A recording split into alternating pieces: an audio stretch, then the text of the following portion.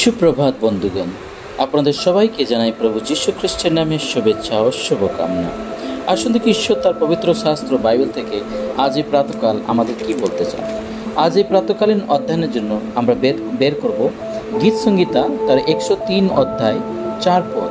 লেখা আছে, তিনি কূপ হইতে তোমার জীবন মুক্ত করেন, দয়া ও করুণার মুকুটে তোমাকে ভূষিত করেন। ঈশ্বর তার এই সুন্দর বাক্যে আমাদের সকলকে আশীর্বাদ যুক্ত করেন। আমেন। হ্যাঁ বন্ধুগণ, আমাদের প্রভু যিশু তিনি দয়া ও করুণার মুকুটে সর্বদা পরিপূর্ণ থাকেন। তিনি সেই দয়া এবং করুণার রাজা, তিনি সে দয়া ও করুণার সর্বসর্বা।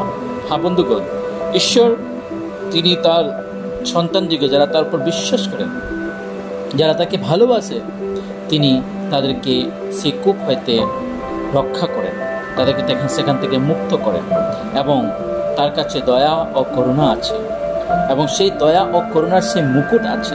হ্যাঁ বন্ধুগণ, আমরা সেই মুকুট যদি পেতে হয় তাহলে আমাদেরকে প্রভুর সেই বাক্যে আমাদেরকে জীবন দিতে হবে, সেই বাক্যে আমাদের জীবনকে সমর্পণ করতে হবে এবং তাতে বিশ্বাস করে তার সহিত জীবনযাপন করতে হবে। যেরূপ সাধু দাউদ এখানে বলছেন, হে আমার প্রাণ সদাপ্রভু ধন্যবাদ করো, হে আমার অন্তস্থ সকল তাহার পবিত্র নামের ধন্যবাদ।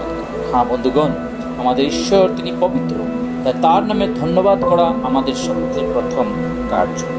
দাউদ এখানে প্রভুর সেই অনুগ্রহ, প্রভুর সেই দয়া তিনি অনবরত দেখেছেন, সেই জন্য তিনি সেই বিষয়কে এখানে ব্যাখ্যা করছেন। তিনি বলছেন যে প্রভু তার সন্তানদিকে সেই কূপ হইতে জীবন মুক্ত করেন এবং দয়া ও করুণার মুকুটে তাহাকে ভূষিত করেন।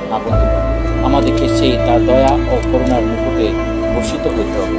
তার জন্য আমাদেরকে তার চরণে সর্বদা আমাদের জীবন সমর্পণ করে রাখতে হবে, প্রার্থনা সহকারে জীবন কাটাইতে হবে, পবিত্রতার সহকারে জীবন কাটাইতে হবে। প্রভুকে ধন্যবাদ করি, বিগত একটা মাস প্রভু আমাদের সকলের সঙ্গে সঙ্গে ছিলেন। তিনি আমাদের প্রতিটা দিন নতুন নতুন বাক্য দ্বারা আমাদেরকে তৃপ্ত করছিলেন।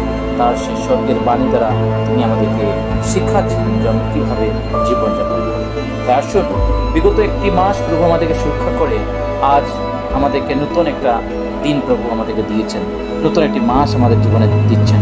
তাই আসুন প্রভুকে ধন্যবাদ করি এবং এই নতুন মাস যেন আমরা সুন্দরভাবে প্রভুর সেই প্রেমে, প্রভুর সেই ভালোবাসায় দাউদের ন্যায় আমরা যেন আরাধনা, স্তুতি, প্রশংসা করে আমাদের জীবনকে সমর্পণ করতে পারি। আসুন প্রার্থনা করি। পবিত্র পবিত্র বাহিনীর সদাপ্রভু, তোমায় মহা ধন্যবাদ। ধন্যবাদ যিশু, সারাটা মাস তোমাদের সঙ্গে সঙ্গে ছিলেন এবং এই নতুন দিন, নতুন মাসে তোমাদেরকে নিয়ে আসছো। তাই প্রার্থনা করি এই মাস আমাদের জন্য বহু আশীষময় যেন হতে পারে। প্রভু তোমাদের ব্যবহার করো, তোমার পথে তোমাদের পরিচালনা করো। এই ক্ষুদ্র প্রার্থনা তোমার পবিত্র নামে। আমেন।